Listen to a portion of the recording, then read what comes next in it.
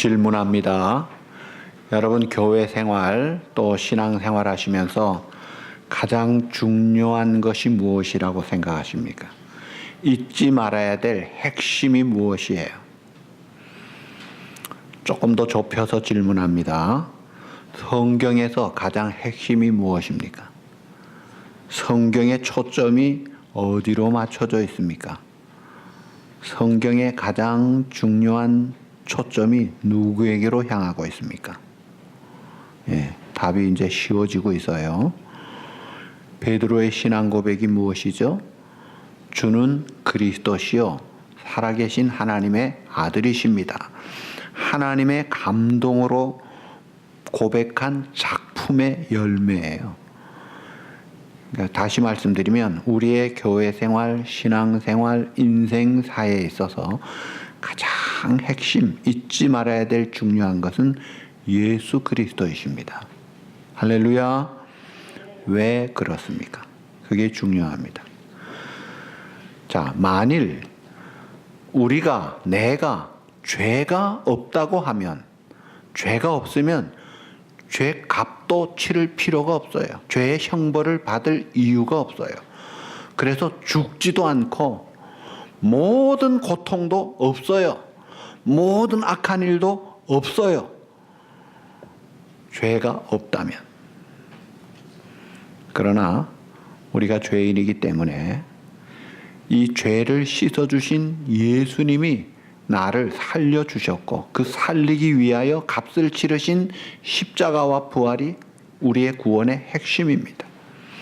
그리고 그 예수 그리스도를 믿음으로 죄 용서함을 받아 의인이 되고 하나님의 자녀가 될 뿐 아니라 놀라운 은혜를 베푸시는 주님이 우리를 떠나지 아니하시고 함께 하시기 때문에 우리의 세상 인생은 예전과 달리 능력 있는 풍성한 삶을 살게 돼 있는 거예요.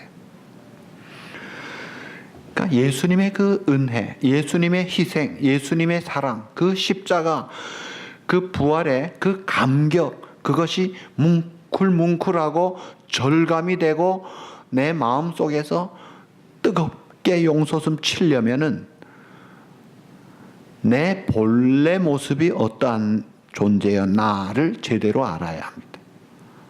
내가 본래 어떤 존재였나.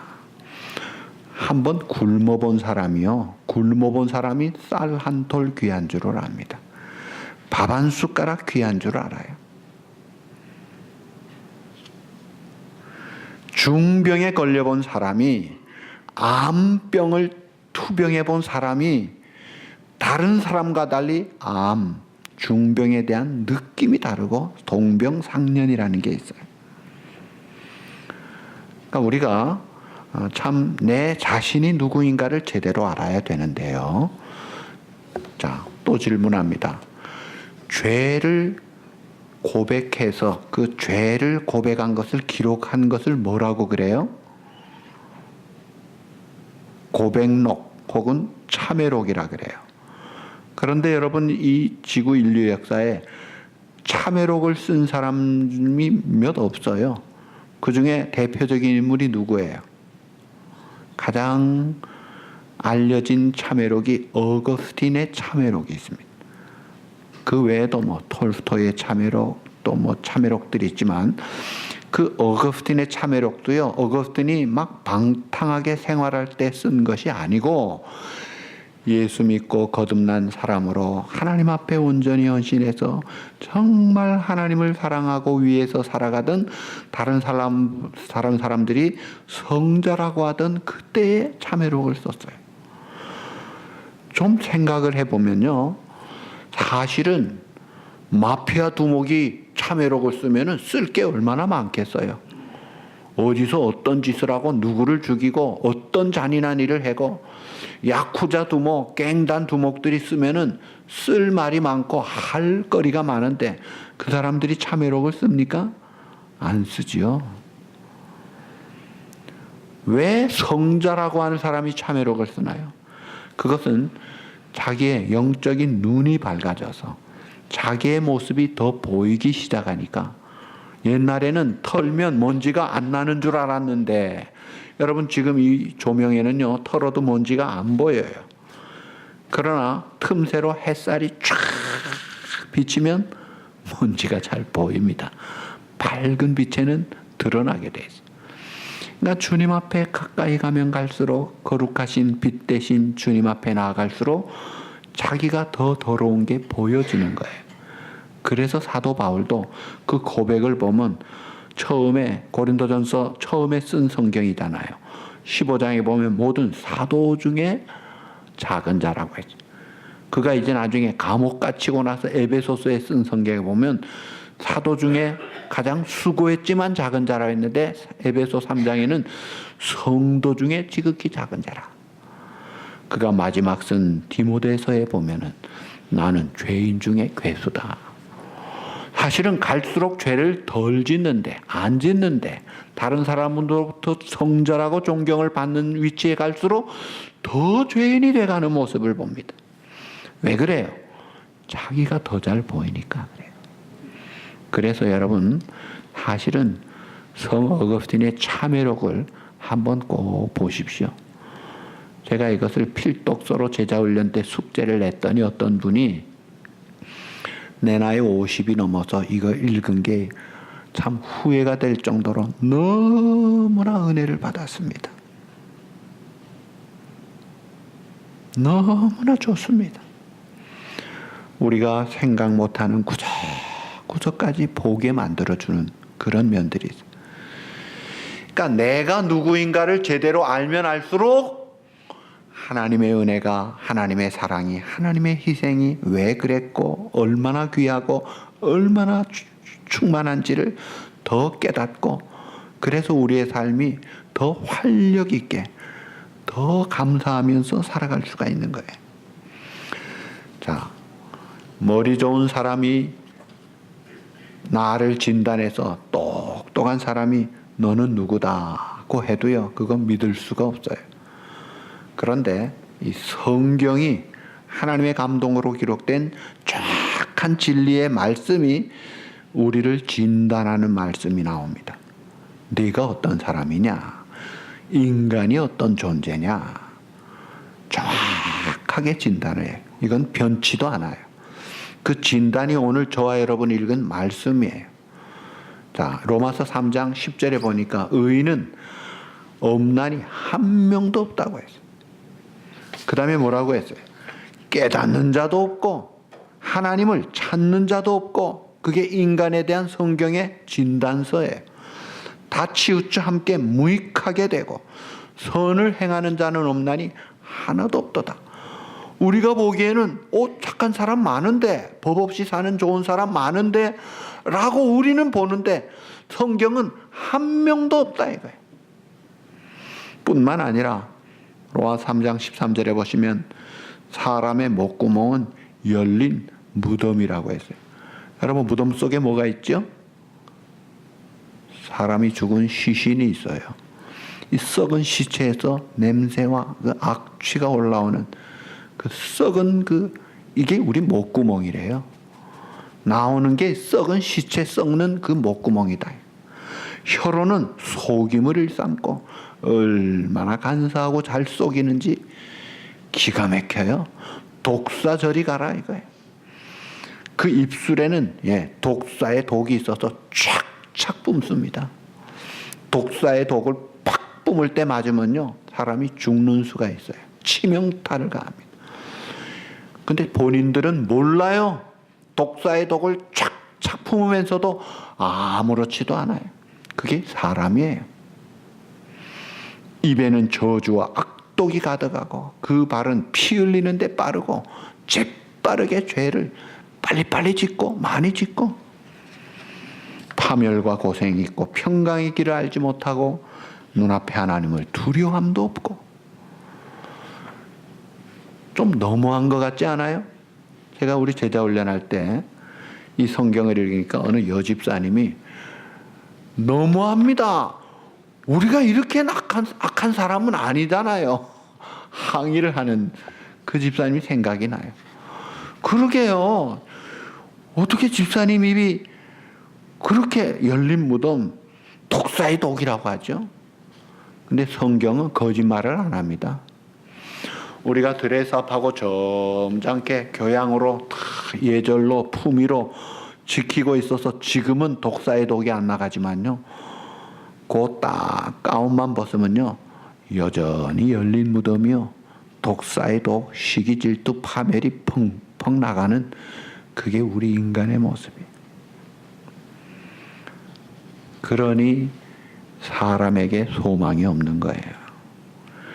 그래서 예수님이 우리를 사랑하셔서 자기의 생명으로 피 흘림이 없은즉 죄 용서함이 없기 때문에 죄값을 치러 주시기 위하여 오셨고 그 죄값을 치르신 거예요. 자, 예수 믿고 성도가 되어서 이 땅을 살 때에 우리 교회 생활하면서 중요한 것을 우리 교회에서 골조 5가지를 칼빈의 5대 강령이라. 그러니까 이것은 신앙생활하는 우리들에게 큰 철근 골조예요. 그 5대 강령이라. 보통 칼빈주의, 칼빈의 개혁주의 하는데, 칼빈이라는 사람이 만든 게 아니고 성경에 있는 거를, 구약 성경에 희미한 것을 사도 바울이 정확하게 믿음으로 의롭다함을 받고 값없이 선물로 되어지는 하나님의 구원을 로마서에서 갈라디아서에서 쫙 이렇게 드러내잖아요. 그러면서 이 복음이라는 게 이것이구나 하고 반짝반짝하게 빛나는 복음을 로마서에서 성경에서 잘 말씀한 것을 어거스틴이 발전을 시켰고 존 켈빈이 그것을 잘 체계화시킨 거예요. 그 체계화해서 정리한 것을 칼빈의 5대 강령이라. 그 5대 강령도 5가지를 성경에서 이렇게 찾은 게 아니라 그 당시에 제임스 알미니안 학파가 5개 신학 발표를 했는데 그 5개가 다 이게 성경적이 아니기 때문에 거기에서 반박을 5개에 대한 반박을 5개로 해서 칼빈의 5대 강령이 됐어요. 그 5개 그 제임스 알미니안주의의 학설이 뭐냐면요. 예를 들면 인간이 비록 범죄했지만 비록 타락했지만 완전히 악하지는 않다. 그래도 선한 것이 있다. 그래서 우리의 힘으로 구원받을 수도 있고 우리가 괜찮다. 이런 식으로 이야기를 하니까 성경은 그렇게 이야기하지 않느냐. 그거 틀렸다. 하나님이 우리를 구원할 때 알미니안주의자들은 그래도 우리가 착한 것을 보시고 미리 아시고 그러고 우리를 선택하셨다. 예지 예정이다 라고 이야기합니다. 성경은 그게 아니고 우리는 본래 태어나기도 전에 아무것도 자랑할 것이 없는 그때 하나님이 무조건적으로 하셨다. 이제 그렇게 된 거예요. 그러니까 이 5대 강령이 첫째가 전적 타락, total dispravity. 그러니까 total dispravity. 그러니까 전적으로 타락됐다. 일부분만 타락이 아니다. 두 번째가 unconditional election이에요. 무조건적 선택이다. 착한 걸 보고 그런 컨디셔널이 아니다. 하나님이 우리를 구원하실 때 우리의 생활 착함을 고려하지 않으시고 그래서 by the grace of heavenly Father 하나님 아버지의 은혜로 값없이 선물로라는 말이 있지 않느냐. 그냥 주신 것이다. 그리고 제한된 속죄 limited atonement 이 속죄는 모든 사람에게 적용되는 건 아니다. 예수 그리스도를 믿고 영접하는 자에게 제한된다. 그 다음에 irresistible grace 하나님의 은혜는 우리가 한거할 수 없다. 하나님의 은혜를 주시면 사도 바울 보세요. 한 방에 그 은혜에 녹아버리잖아요. 그리고 변화가 되잖아요. 내가 안 받을래 안 받을 수 없는 irresistible grace를 주신다. 불가항력적인 은혜다. 마지막이 perseverance of the saint 성도의 견인이에요. 하나님이 택한 자녀 하나님의 영생을 받은 성도는 하나님이 기어코 빼앗기지 않으시고 멸망하지 않으시고 잃어버리지 않으시고 반드시 구원할 완성시켜 주신다. 이 5가지 강령이에요. 굉장히 중요한 그런 원리예요. 그런데 이 5가지 강령의 기초가 성경인데 그 핵심 사상은 3가지예요. 첫째가 하나님 중심 사상이에요. 인간 중심에 하나님 중심으로. 두 번째가 성경 중심이에요. 어느 학박사의 이론이 아니고 세상의 어떤 흐름이 아니라 성경 중심. 세 번째가 하나님의 절대 주권 사상입니다. 하나님의 절대 주권이지 우리가 뭐 좀 힘을 보태가지고 모자라는 게 있어서 그게 아니다. 하나님의 절대 주권으로. 그래서 그 구원이, 그 영생이, 그 하나님의 자녀의 신분이 하나님의 절대 주권으로 우리에게 주신 것이기 때문에 확실한 거다 이거예요.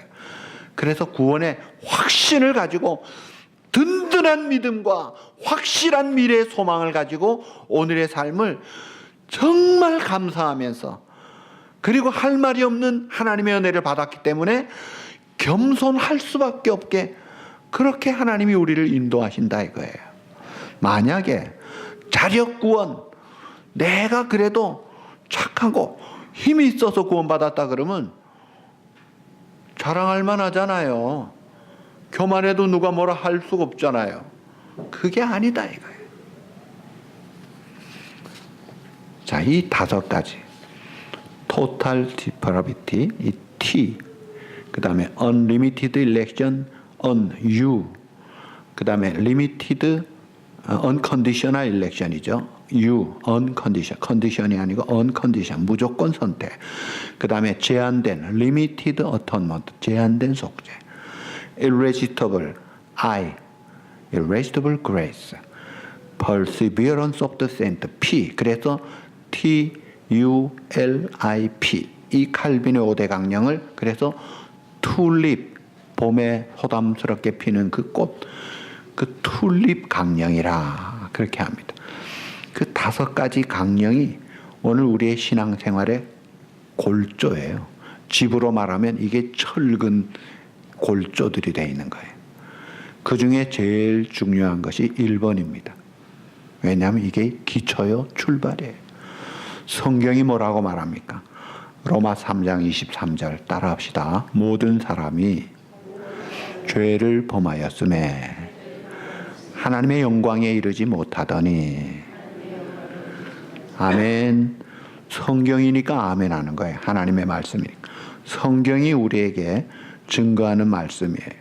모든 사람이 죄를 범하였다. 그래서 하나님의 영광에 이를 수가 없다. 모든 사람이 죄인이라는 것은 상대적인 그런 명제가 아니에요. 절대적인 명제예요. 남녀노소 차별이 없습니다. 빈부귀천 차별이 없고 지식 유무 차별이 없어요. 예외가 없이 모든 사람은 죄인이다. 그런데 사실은 태초에 지음받은 아담은 죄가 없었습니다. 무죄한 사람이었어요. 그런데 이 무죄한 사람은 완전한 사람은 아니에요. 시험적인 존재였습니다. 이 무죄한 아담이 하나님의 말씀, 선악과 명령을 잘 순종함으로 발전되고 영생에 이를 수 있는 그 길이 있는데도 불구하고 인간은 동물과 달리 하나님의 형상대로 지음받은 지식과 정서와 감정의 인격과 생각하는 능력을 가진 존재예요. 그런 인간이 인형이 아니고 꼭두각시가 아니에요. 그래서 내가 지금 이 시간에도 제가 오른팔 들 수 있고 왼팔 들 수 있고 자유롭게 할 수 있는 제 자유의지와 선택과 제 행동을 제가 할 수 있는 그런 오너십이 저한테도 있어요. 그런 자유의지를 가지고 기쁘고 즐겁게 하나님을 순종하기를 원하셔서 영광스러운 존재로 동물과 달리 본성대로 살아가는 동물과 달리 우리를 지으셨는데 이 인간이 마귀의 꼬임을 받고 욕심에 사로잡혀서 하나님같이 높아지려는 교만한 마음을 가지고 하나님을 그 말씀을 불순종한 거예요. 그래서 따먹으면 안 되고 먹으면 정령 죽는다고 한 그걸 먹어버린 거예요. 그러니까 그 죄 때문에 아담이 죽음이 왔고 하나님과의 관계가 단절되면서 그 원죄, 오리지널 신이라 그럽니다. 그 죄가 한 사람으로 말미암아 모든 사람이 죄를 범한 사람이 된 거예요. 우리는 좀 억울하죠. 우리는 선악과 본 적도 없고 맛도 못 봤는데 우리도 따먹은 사람이 된 거예요. 그러나 이것이 중요합니다. 왜냐하면 둘째 아담이 있기 때문에. 첫째 아담 때문에 죽었지만 둘째 아담 때문에 또 확실하게 회복이 되니까 그래서 중요한 거예요. 근데 이 원죄, 이 죄가 이제 죄의 책임만 물려가는 게 아니라 죄의 오염도 같이 물려갑니다. 그래서 다윗은 고백하기를 내가 모태에서 죄 중에 출생하였으며 아예 태어날 때부터 죄악 중에 태어났다 그랬어요. 그러니까 이 땅에 오늘날 일어나는 모든 범죄 현상들 어떤 게 있나요?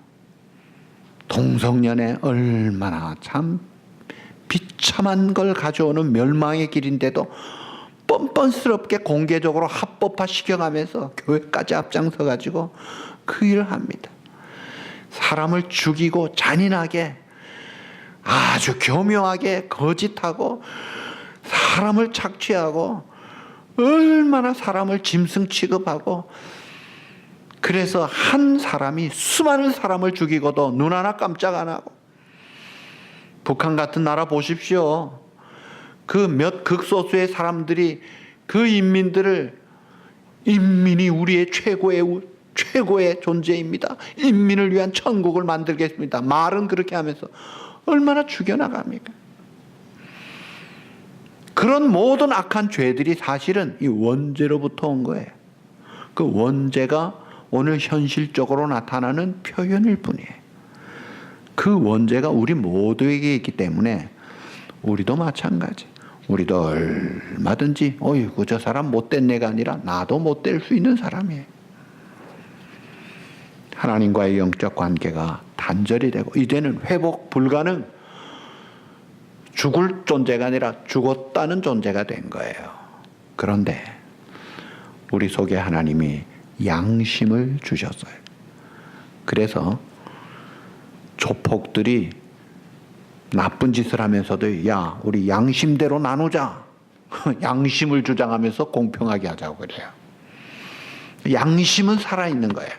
그런데 요즘은요 양심마저 마비가 되어서 성경은 그것을 화인 맞은 양심이라 그래요. 이게 마비된 화인 맞은 불도장 맞은 양심이 되어서 뻔뻔합니다. 죄를 짓고도요 내가 뭐 잘못했어 뻔뻔하게 오히려 더 큰 소리 치는 이런 시대인데 요즘만 그런가요? 아니요. 예수님 시대도 똑같았어요. 예, 요한복음 8장에 보시면 간음하다가 현장에서 한 여인을 잡아다가 예수님께 끌고 옵니다. 끌고 오는 목적이 좋지 않아요.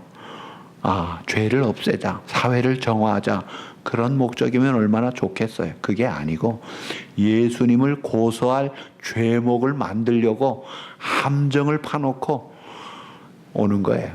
왜냐하면 예수님이 사랑을 외쳤거든요. 원수도 사랑하라 했는데. 그런데 율법대로 이 돌로 쳐 죽여야 되는 거를 그 율법대로 죽여라 그러면 당신 사랑 외쳤잖아. 엉터리네. 뒤집어 씌울 거고. 또 율법대로 처형을 하면은 당신 사랑을 외쳐놓고 뭐 쳐 죽여? 그게 사랑이야? 이러지도 저러지도 못하는 함정을 딱 가지고 예수님 고소 목적으로 아주 안 좋은 의도로 데리고 온 거예요. 끌고 왔죠. 그럴 때 예수님 뭐라 그랬어요? 너희 중에 누구든지 죄 없는 자가 돌로 치라. 죄 없는 자부터 나와도 돌로 쳐봐라.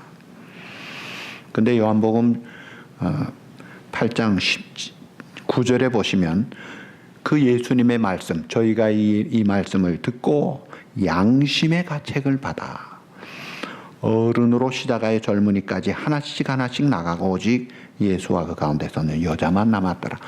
양심의 가책을 받고 떠나갔다 그랬어요. 그 양심이 그래도 살아 있었던 거예요. 양심이 내가 죄 없으면 돌로 쳐야지. 내가 죄가 있나?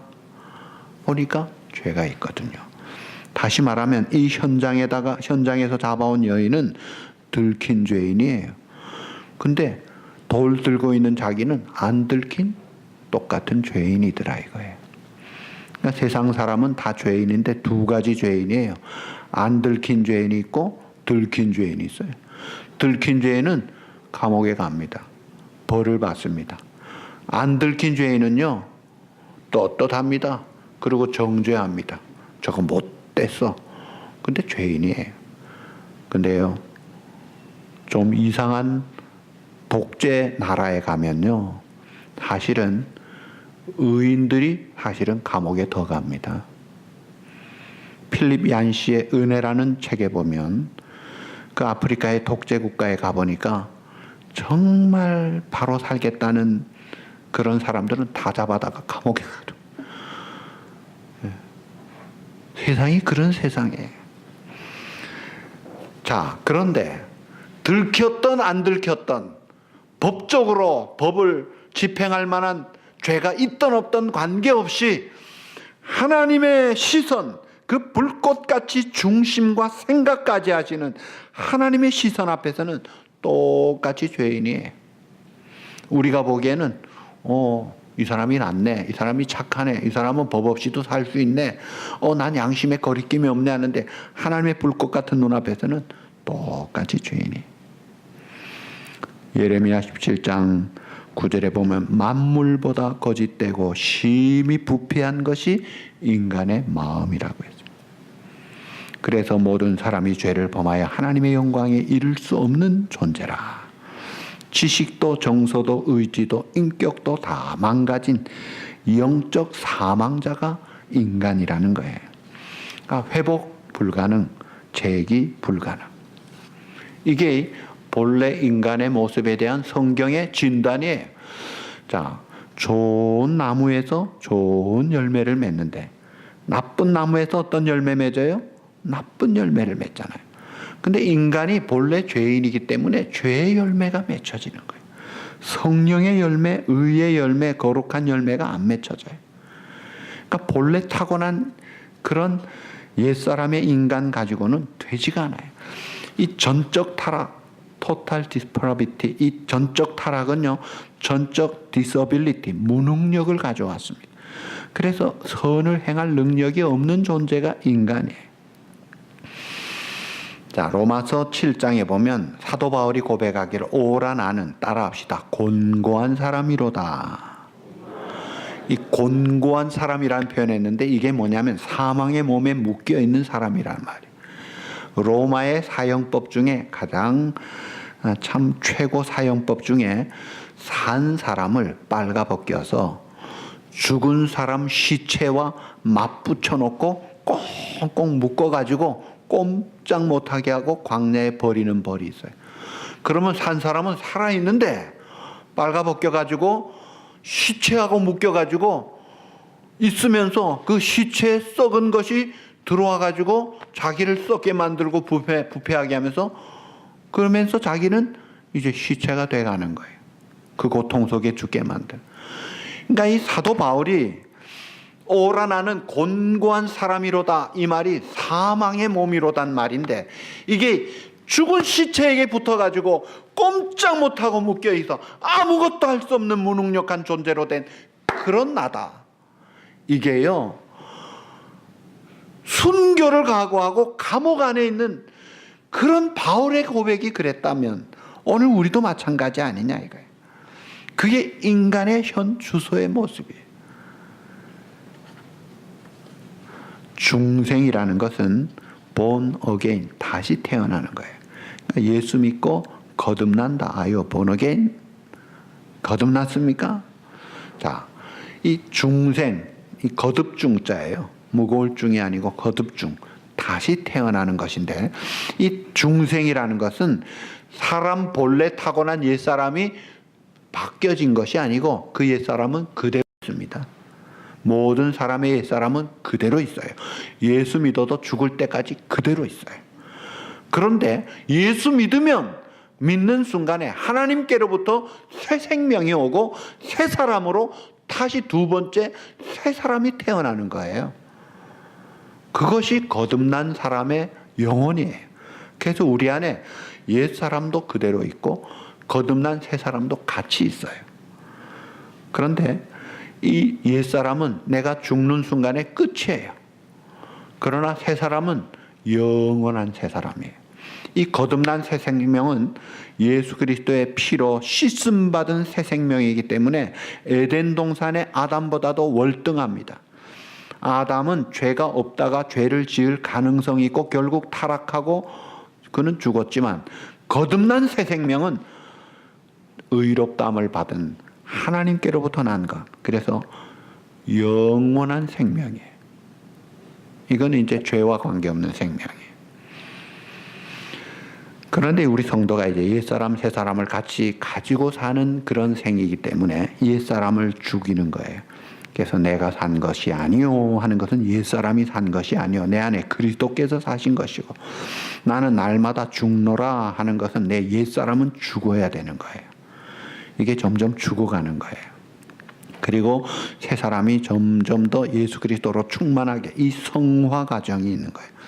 이미 존재는 구별되어 성도가 됐지만 상태가 구별된 자로서 주님을 닮아가는 이 성화 과정이 오늘 우리 성도의 모습이에요. 자, 그런 우리들인데 인간이 죄인이기 때문에 문제를 많이 일으키고 어떤 사람은 아이고 내가 자살로 끝내자. 자살하면은 뭐 빚도 끝나고 뭐 다 마무리되는 거 아니냐. 자살하려고 그래. 그리고 자살하고 나면 크레딧은 끝날지 모르겠어요, 많은. 그러나 그렇지 않습니다. 정확하게 자살을 해도요. 그 다음에 더 큰 하나님의 최종 심판이 딱 기다리고 있어요. 그게 진짜 심판이에요. 자살로 끝날 수가 없어요. 예수 믿고 거듭나지 않는 한 피할 길이 없는 게 인간의 존재다 이거예요. 그래서 최후의 심판 때 영벌로 영원히 꺼지지 않은 유황 불못에 빠지는 그런 영원한 이 하나님의 주신 생명은 이게 영원 불멸의 존재예요. 영원한 형벌로 가고 거듭난 성도는 영생에 이르는 길로 간다 이거예요. 그래서 예수님을 따르는 제자가 나 아버지 장례 치르고 오게 해주십시오 할 때 예수님이 아주 깊은 심오한 말씀하셨죠. 죽은 자들로 죽은 자를 장사하게 하라. 인간의 세계는 죽은 것들로 가득 차 있는데 산 사람은 나를 따르라. 오늘 우리는 예수 그리스도로 말미암아 하나님의 최종 심판 자리에 섰을 때 너는 죄가 없다. 왜냐하면 내 죄가 예수님께 넘어가서 예수님이 폐의로 갚아 주셨기 때문에. 그래서 그 은혜, 그 주님의 피의 능력으로 내가 용서받고 당당히 의롭다함을 받고 영원한 생명을 얻을 뿐 아니라 하나님의 자녀의 신분을 가지고 살게 하신 거예요. 그러니까 우리 본래 인간의 모습이 영락없는 죄인이었다는 전적 타락된 토탈 디스프라비티, 토탈 전적으로 타락되고 무능력하고 부패된 그런 존재였다고 성경이 이야기한 것을 들을 때에 내가 할 말이 없구나. 그저 하나님의 은혜와 사랑에 감사할 것밖에 없구나. 그러면서 우리가 교만할 수 있겠어요? 내가 누군데 뻐기고 자랑하고 건방지게 이렇게 할 수가 있겠어요? 그리고 서로 토토리 키재기 하듯이 서로 잘났다고 그럴 이유가 있어요? 하나님 보시기에 똑같이 죄인인데 토토리 키재기하고 아웅다웅하고 서로 잘났다. 그거 하지 말자 이거예요. 하나님 앞에 할 말이 없고 그저 감사할 것밖에 없고 그저 하나님 앞에 고개 숙일 것밖에. 나는 아닙니다. 나를 부인하고 내 사람은 죽고 나는 날마다 죽노라. 내가 이제는 내가 산 것이 아니라 내 안에 주님이 살아 역사하셨어. 그저 하나님의 은혜에 감사 찬송하면서 하나님 말씀 중심으로 변화된 자로서 하나님의 나라와 영광을 위해 살아가는 진짜 신앙생활, 그런 감동이 있고 그런 감격과 기쁨과 능력이 있는 하나님을 영화롭게 하는 그런 삶을 바로 우리 자신들이 살아가기를 우리 주님의 이름으로 축복합니다.